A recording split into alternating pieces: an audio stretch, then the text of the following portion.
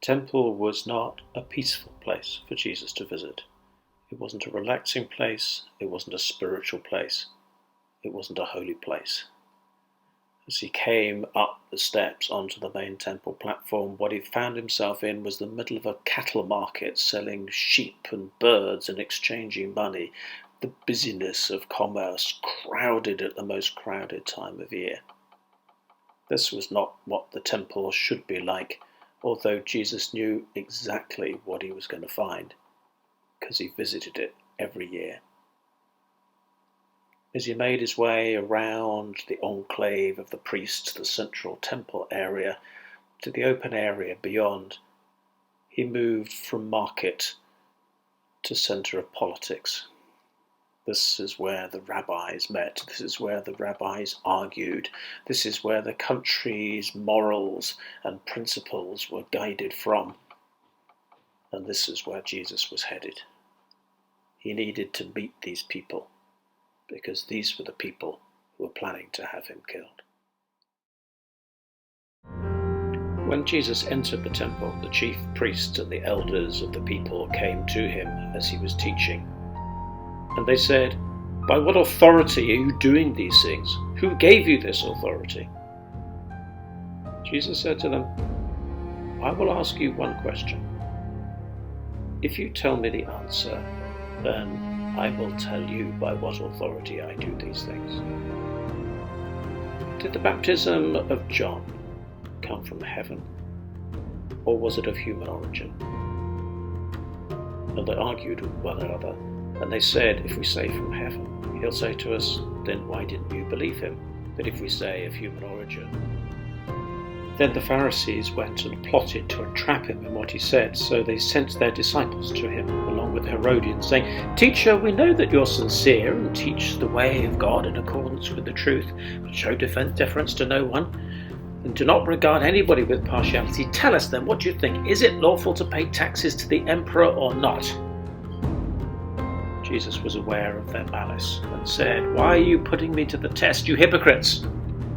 Show me the coin used for the tax." And they brought him a denarius. And he said to them, "Whose head is this? Whose title?"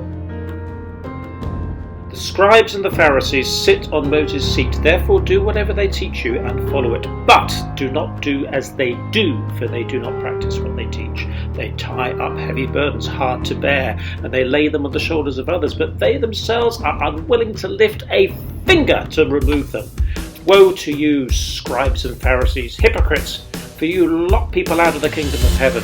For you do not go in yourselves, and when others are going in, you stop them. Woe to you, blind guides, who say, 'Whoever swears by the sanctuary is bound by nothing, but whoever swears by the gold of the sanctuary is bound by an oath.' You blind fools! For what's greater, the gold or the sanctuary that made the gold greater? Woe to you, scribes and Pharisees, hypocrites! For you tithe mint and dill and cumin, and have neglected the weightier matters of the law, justice and mercy and faith." Jesus went up onto the temple that Monday and that Tuesday and that Wednesday in order to face a struggle.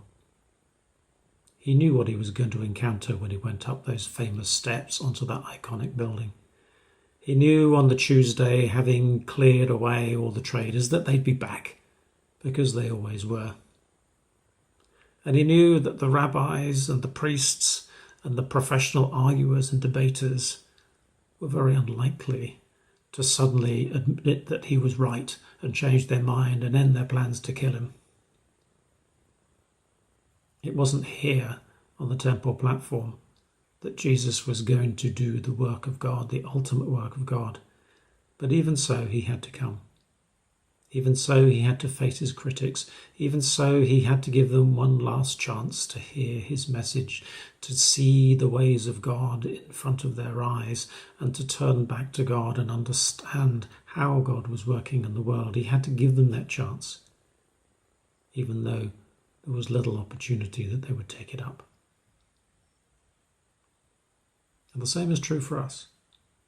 There are places that are for us stressful. There are places that are for us difficult. There are places that are for us places of disharmony and disagreement and disunion. But there are times when we have to go there. There are times when we have to be there. There are times when we have to face the people who don't like us, who don't agree with us. Jesus had to do it, and we had to do it. But ultimately, we're unlikely to win people by argument. That doesn't mean we don't have to go. That doesn't mean we don't have to place our case before them. But the work of God is something different. The ultimate work of God was still to come. That was for later in the week. For the moment, Jesus had to face the struggle because the struggle was there and he couldn't duck out of it.